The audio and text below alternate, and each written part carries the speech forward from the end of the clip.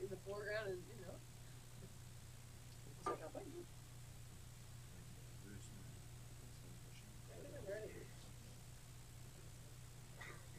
Yes. Oh my God. Okay. There you go. Now throws it in nice like no, we needed heads up. There we go.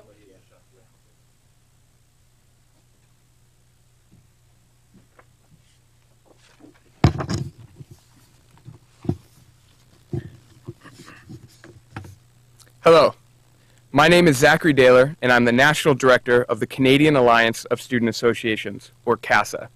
CASA is a nonpartisan, not-for-profit national student organization comprised of 26 student associations representing over 320,000 students from coast to coast. I'm here today to launch a new social media campaign aimed at making education and student voting a cornerstone of this federal election.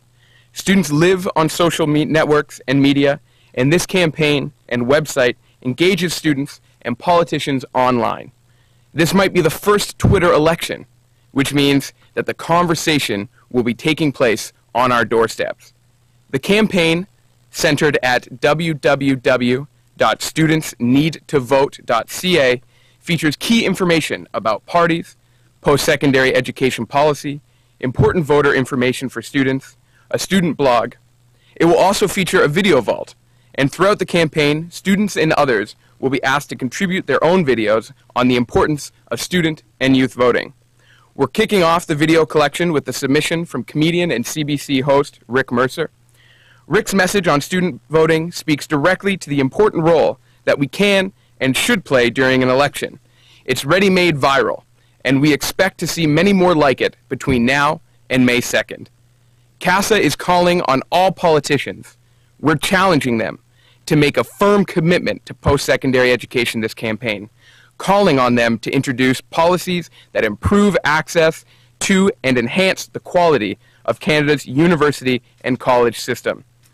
CASA has also invited all party leaders to help encourage youth participation by posting videos on education and join the online dialogue with students. So today, with education already leading the election debate, only 5 days into the campaign, students again are calling on all party leaders to up their game and deliver a comprehensive national strategy on post-secondary education. I thank you all for your time, and I'd be more than happy to take any questions. Thing to get them on social media, it's another one to get them to the polls. How are you guys going to bridge that gap? A major component of that is through our 26 student associations and organizations in terms of talking directly with their students. All politics is local. You got to put your feet on the ground as well. We're a hub to kind of get their voice out nationally and hopefully inspire and encourage some folks. But really at the end of the day, it's going to take some knocking on doors and talking to their peers. Follow-up, just this is when students are finishing their exams, they're going back to their ridings, there's a change there. Do you think that there might be a loss of student vote because of that? I hope not. It's our responsibility to go out and vote and make our voice heard. So regardless of what riding you're in, whether you're going back to your home riding, whether you've been living in the riding for school, we have to make that effort to register and to go out. And really, you know, it's a simple thing to go and vote, and we have no excuse to not do it. You think that students haven't largely been engaged or inspired, and what's preventing them from going to the polls and voting? What do you think? I think it's an issue of no one's talking to us. No one's bringing up the issues that are of importance to us in terms of education, in terms of investing in our future. You know, we are facing a serious labor shortage in this country. When the budget was announced, there's a clear direction in terms of setting up jobs, for sure. But these things are becoming more and more important. And we, I don't think, in the past have necessarily seen people that are representative of our voice sitting around the policy tables.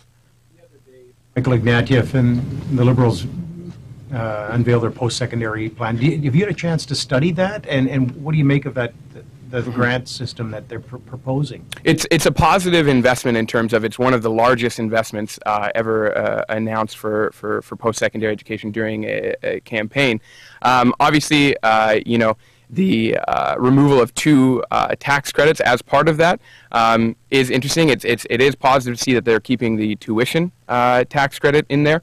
And really it addresses the issue of upfront money for students to get in. There's all kinds of components to that. Obviously, as an organization, we don't want to see the amounts for students from low-income families be affected in terms of the Canada Student Grant for low-income families, so that money should continue to stay there. And it's part of, it's great to hear. If and when they're elected, we're going to keep them to making sure that that's something that's implemented. So any money that's helping students get through the door and lowering their debt levels is positive. We just need to make sure that we have a larger strategy that addresses the issue that post-secondary education, in my opinion, is a federal responsibility, it's a provincial responsibility, and it's a municipal responsibility. And we have to make sure that we coordinate and work together on that. Is there a problem that none of the leaders are inspirational or aspirational? And I was thinking about how Obama was able to draw in the youth vote and the student vote in the U.S. election. Yeah. Is there a lack here of a candidate like that who inspires young people? Canadian elections, sometimes tend to be quiet. One that came about in this way, I think, caught a lot of people off guard. Leadership is leadership, and at the end of the day, no matter how charismatic the individual is, I think if the policies are strong and if they're speaking directly to students, they're going to strike that chord. So obviously I'd encourage everyone to be a little bit more exciting on the campaign trail, but I think if they put the right solutions out there, students are going to note. Hasn't Michael Ignatieff staked out education as a territory for him and being a former professor? Mm-hmm. Yeah, absolutely. It's something that I would expect him to be very interested in, given his academic roots.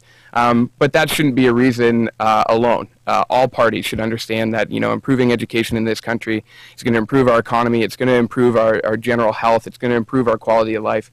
And we need to start thinking about what's going to make Canada the best place in the world to raise and bring up a family, however you choose to define that term. Yeah. No one's talking to us. Mm-hmm. He at least perhaps. Yes, absolutely. But I think we need to be talked to on all of the issues, not just education. No.